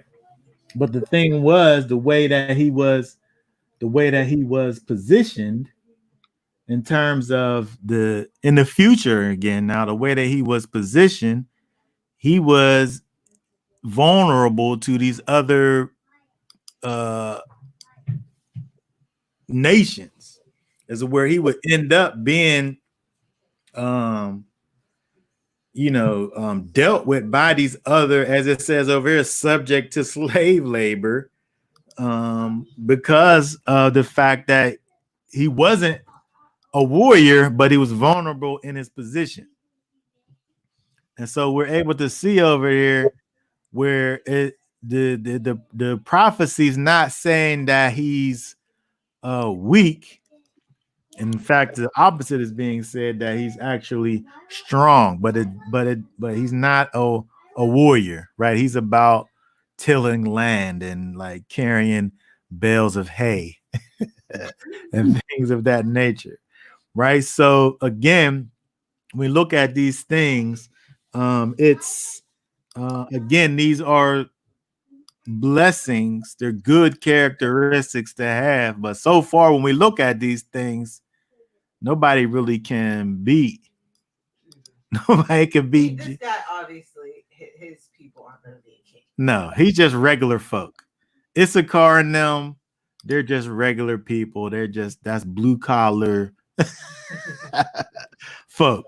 They out here. They just about going to work and coming back. You know what I mean? That's what Issachar is into. They ain't got a bunch of grapes and stuff. Nah. They don't got grapes overflowing. They ain't washing their clothes and wine and stuff, right? Okay, let's look at Dan. All right, 16 through 18. Read that. Dan rightly rules his people as one of the tribes of Israel. Dan is a serpent by the way, an adder by the path, that bites the horse's heels so that its riders falls backward. I have waited for you. I have waited for your deliverance, O Yahweh. Okay, very good. So Dan means to judge, right? Dan means judge. He rightly rules Dan dans his people as one of the tribes of Israel. Again, we look at these kind of the way these things are written is kind of is poetic. Dan is calling them a serpent, and we thinking about serpent as being negative, but this small serpent is able to defeat this huge animal, right? I think that's the point, right? He may be small in stature, but he's able to defeat these larger things, right? And cause them to fall backwards. Samson actually was from the tribe of Dan, right? And so we can look and we can find at least one hero that's connected to Dan some of the commentators, when we look at some of these rabbinic commentators, because when we look at this, right, it goes through this thing and says, I have waited for your deliverance, O Yahweh. One of these ancient commentators is he talked about the fact Jacob thought that Dan was the one. And then in his revelatory vision saw that Samson, he ends up dying, right? And so he must not have been the one. So now we have this last part. I have waited for I wait for your deliverance. It wasn't him, it's going to be someone after them. But all that being said, we see with Dan their qualities of rightness and right ruling, that he's a small but mighty, but still there's awaiting a longing still for deliverance outside of Dan. And then also when you think about some of the listings, especially in Revelations, I believe Dan is absent. So we see in Revelation, Dan's actually absent from the list of the 144,000. But I believe there's a list in one of the prophets where Dan is present. So we see Dan that's present in a prophetic end time list from the prophets, but in Revelation, like I said, he's missing. And so I would say just because we have that discrepancy, among other things, he's he don't fit the bill. All right, let's look at Gad. Okay, what's he gets one verse, right? What's that say? Gad, a raiding band raids him, but he raids its hills. Okay. So when we look at Gad, it's interesting now, again, we see this thing. If we look at this verse, Gad, a raiding band raids him, but he raids its hill. This word is a derivative of Gad's name. This word is a derivative of Gad's name. This word is a derivative of Gad's name. This word is a derivative of Jacob's name. Right? So it's interesting when we see this thing that's going on with Gad. It's kind of interesting. Again, we see this in the Hebrew where Gad, you say Gad, a gadding band gads him, but he gads it's Jacob. You could look at that and say. Again, when you look at this in the Hebrew, it's doing things with the Hebrew language, different kinds of wordplay that's going on. I think in the King James, I think it helps us to see that. What's that say? King James 49:19. King James. Oh yeah, it does do the same thing.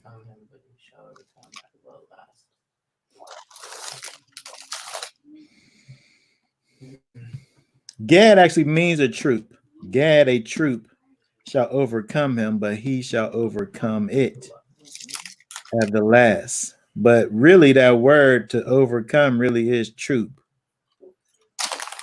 It's really the same word. Like I said, it's a derivative of his own name, a play on Gad's name there, which is just another little interesting thing to look at. But it's not something that's overwhelming. It's not something that's given us the idea that this is This is the one, right? Naphtali. Naphtali. What's that verse there? Verse 21. Naphtali is a deer let loose. It gives words of elegance. Now, when I think about a deer let loose, deers are little deers to me are kind of like squirrels. When you see like a squirrel where it's kind of like it's on edge. Yeah, just the slightest little thing is causing it to dash off and run. Um, But it looks or- wise. But it looks elegant while it's running. oh yes, yes, it does. It definitely does that. It definitely does look elegant. It's leaping over fences and bushes or what have you. It has that. But to talk about something that looks good while it's running away, you know what I mean? I don't know how much. I don't know what I can necessarily. I can't really do much with that to say that it looks good as it moves away, out of the way. Yeah, and it speaks well, right? Not the deer, but the people, right? Mm-hmm. It speaks well, right? Again, there's nice things to say, but it's just not. It's not that. It's not. It's almost as if Jacob is. He don't want to not say anything. He don't want to. He don't want to just not say nothing. He got to give him something, right? Naphtali, is like one of the sons from one of the handmaidens, right? He's giving them something, but it's nothing to really to Get excited. no. I'd be mad about that. Yeah. No. Wait, did I skip Asher? Oh, you got to be kidding me. Yeah.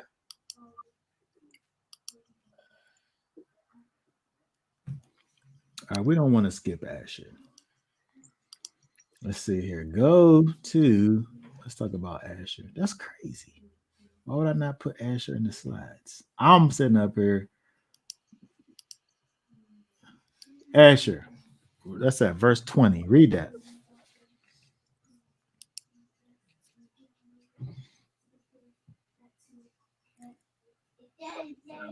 Amen. 49 verse 20.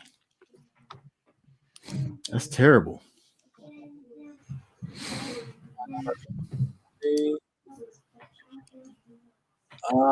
It says, out of Asher his bread shall be fat, and he shall yield royal dainties. Okay, very good. So when we look at Asher, my version actually says his food is delicious. Right? And so when we think about Asher, we have the idea when you look at like pictures of old time pictures, they will oftentimes make people who were prosperous have a little belly. They would have like a little pouch, and that would be a picture of prosperity. They weren't wanting as it related to foods and things. And so when we think about Asher, is really speaking about Asher in that way, in terms of his fatness and his prosperousness. He will certainly prosper and be good at the things that cause prosperousness, right? If he shall provide from the king's delicacies, like it's almost as if he's adding to the things that the king is receiving. So again, we look at Asher as kind of just an idea of, you're going to be a prosperous. You're going to have these things which other people could probably just think about having it, but you're going to actually have those things, right?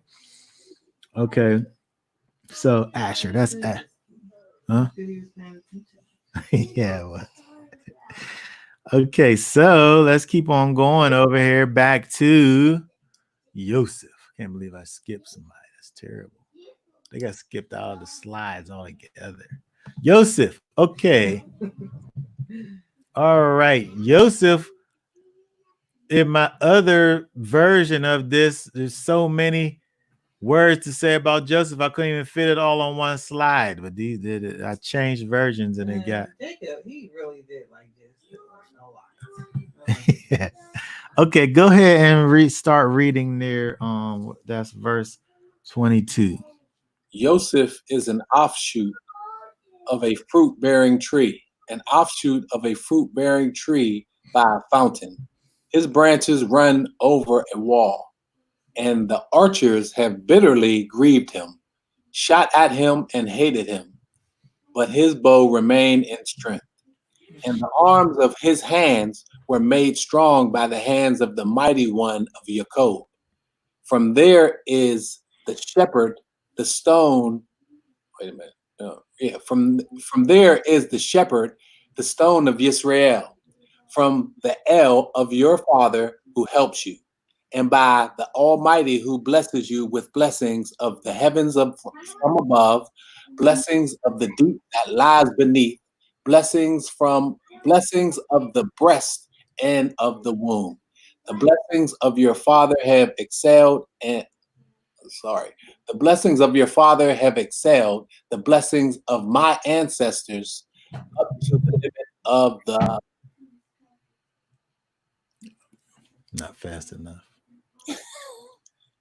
Oh, you got to be kidding me. All right, I didn't even put that on there. Okay, so where we are? 26. 26. I cut that off.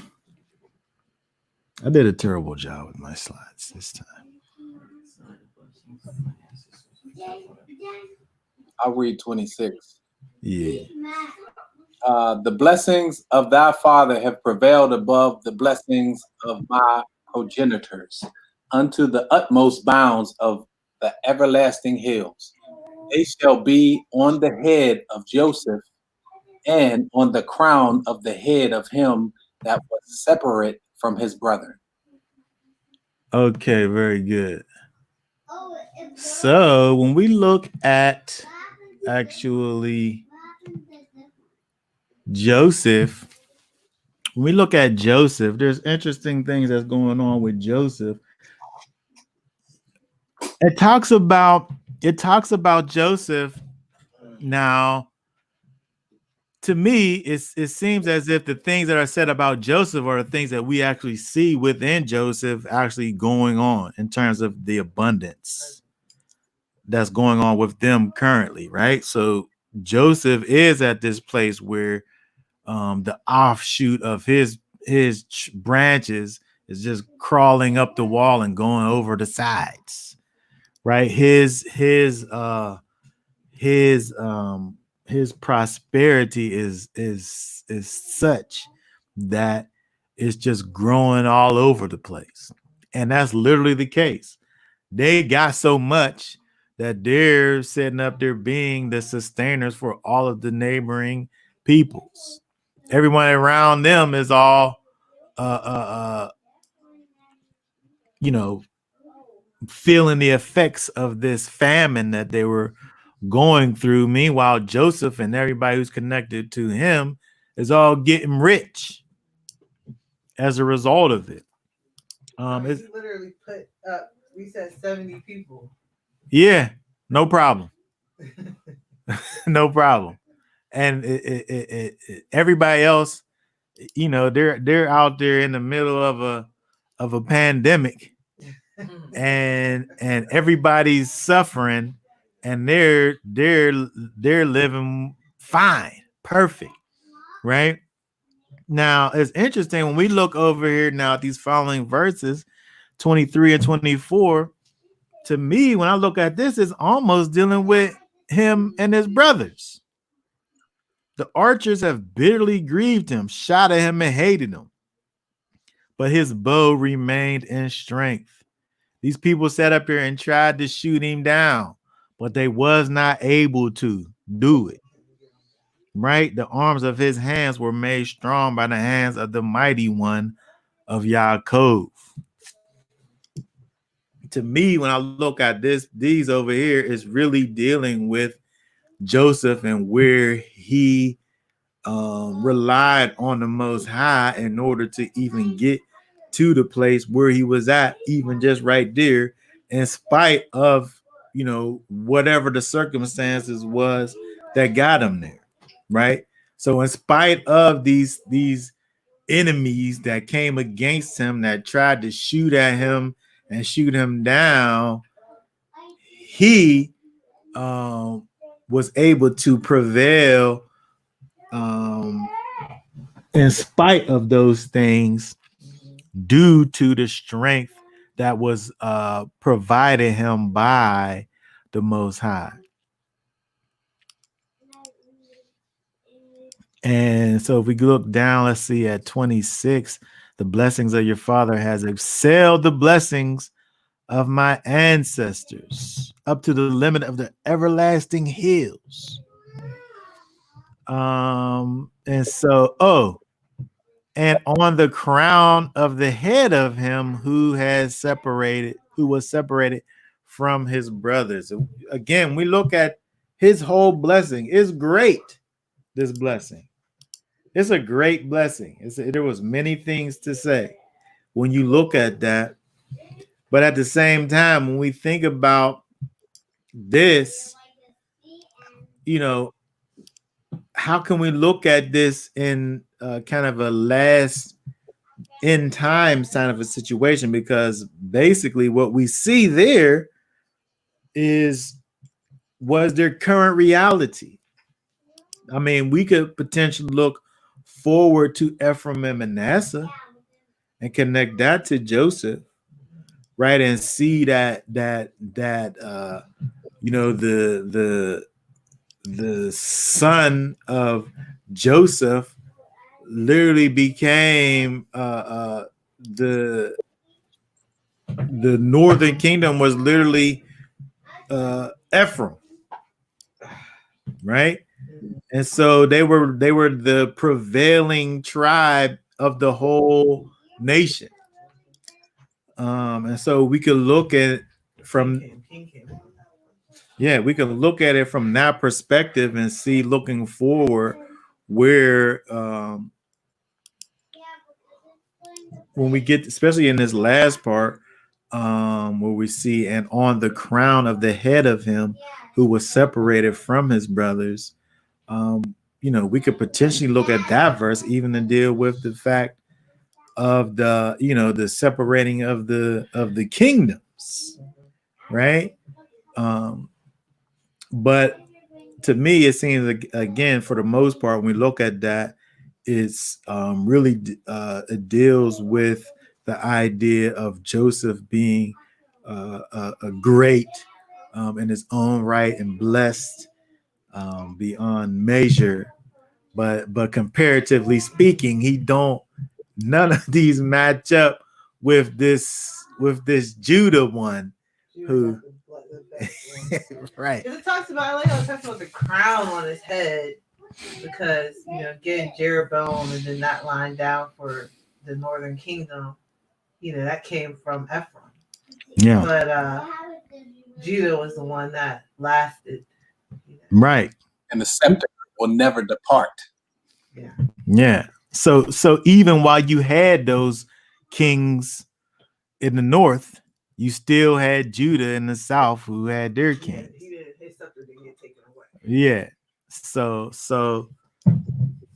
even in that, and we look at that from that perspective, you see how that line rose but it didn't diminish from Judah's line who kept going, which is And interesting. they had better kings.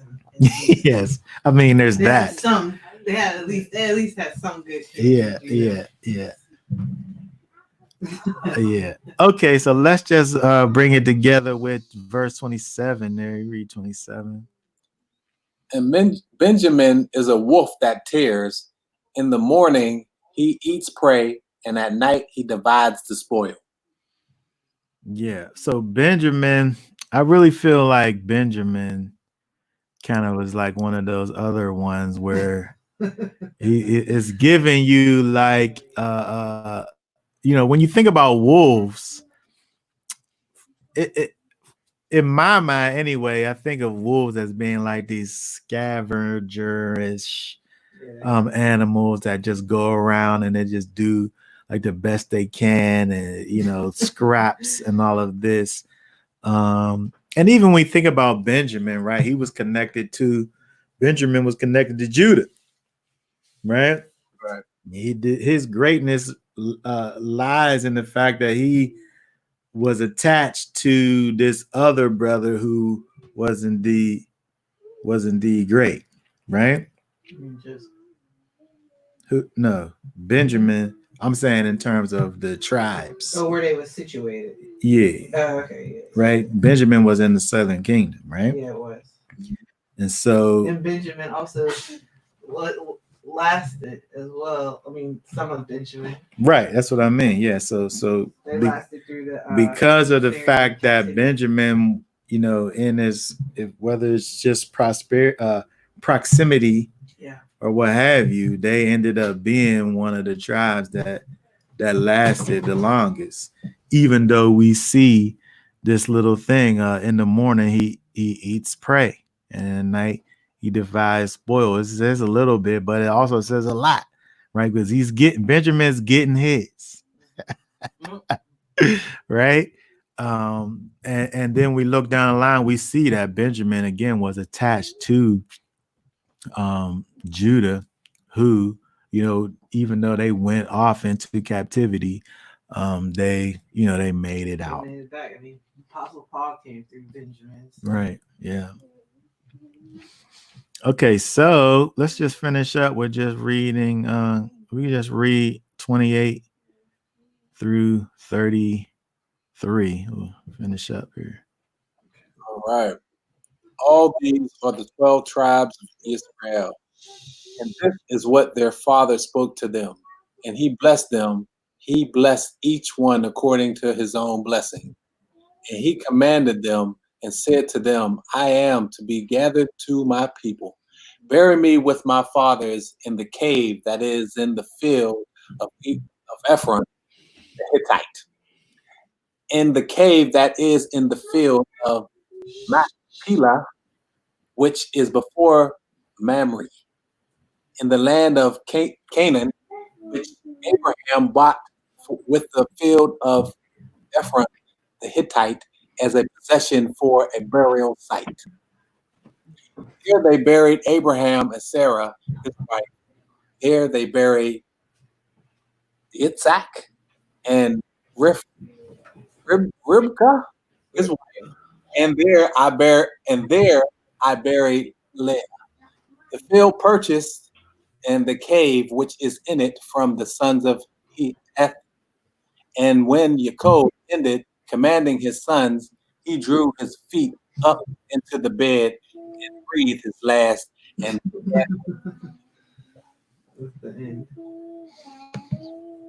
okay, very good. So, yeah. So when we look at this, right? When we look at this again, it's interesting. Yaakov, he's at his, he gets up his last amount of strength that he has. He gets himself out halfway out of bed and gives these grand words to the people, his sons, the blessings, their last blessings, and then he gives his final orders for where he wants for his body to be at.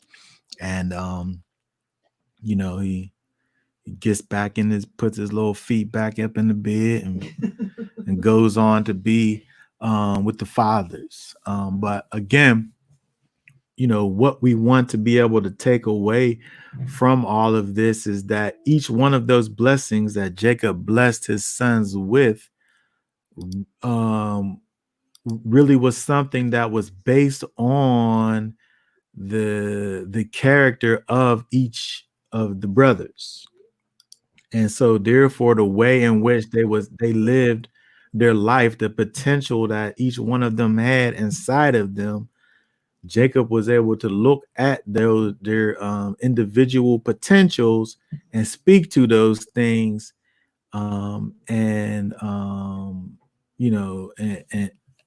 for each individual. And so what we want to be able to do, in our lives and our situations, is to be able to allow for the Most High to be able to use us to our fullest extent. And when we're able to manifest the ways that the Most High has put inside of us, when we're able to allow for our natural, I'm saying, when I say natural, I mean for our the abilities that the Most High has placed inside of us.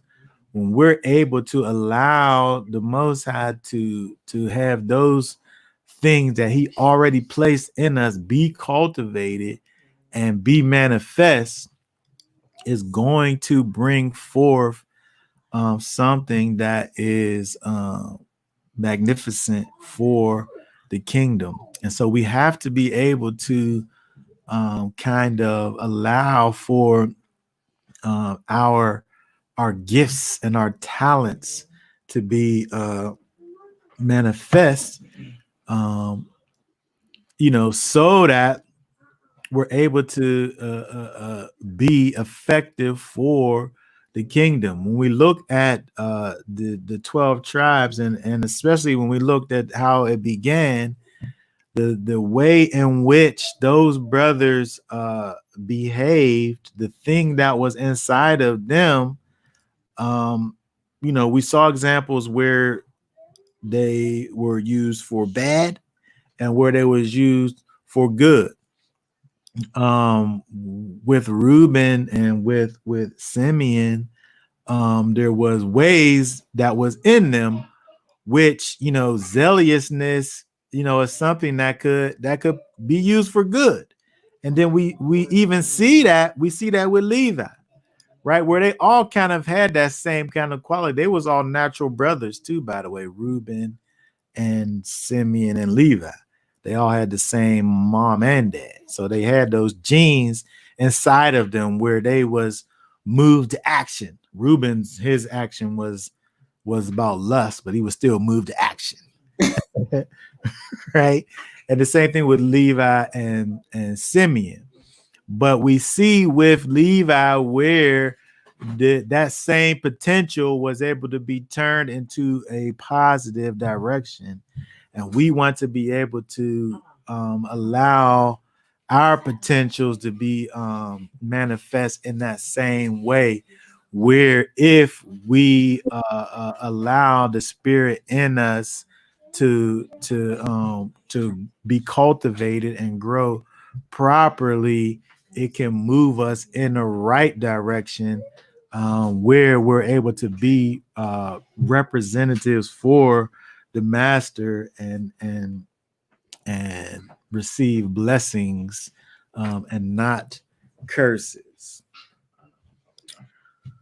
Okay, so saying all that, do we have any parting thoughts about any of those things? I don't think that I've ever really put it together on the whole Judah getting escalated up to the top, all the way, like how it was brought out now, and also Ephraim getting promotion as well. Yeah, right, because there was nobody left. Yeah. Right, if you got Reuben and Simeon and Levi moved out of the way, which they were all literally moved out of the way, Then the next one there is Judah. Right. So we could think about, well, how is it that Judah is that one that gets that preeminent position? But he was the next in line.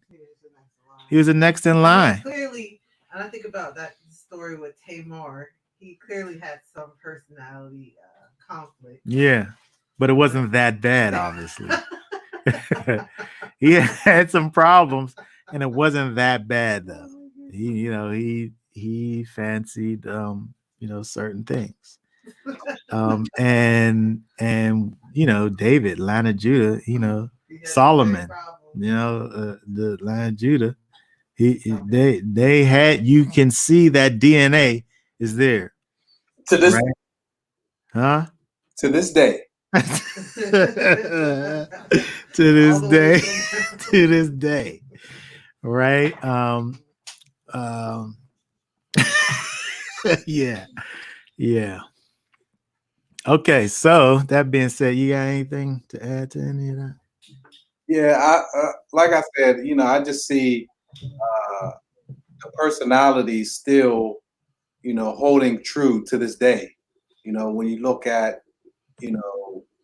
our people worldwide and just the different things that, they do and the personalities that they have, you can see still, the genes is mean, man. When it's in your genetics and you was this way back then, you still got the same issues today. And I think people, need to identify, the certain issues that are hindering them, and and just fight the flesh, and just hold on to Yeshua, and I think they can conquer a lot of these different quirky personality traits. Yeah, absolutely. Okay, so that being said, we're gonna go ahead and shut it down for today. Y'all willing, we will be back on next week to finish up the book of Genesis, and we'll go on from there. So we'll say for now, Shabbat Shalom, and enjoy the rest of your Shabbat. No.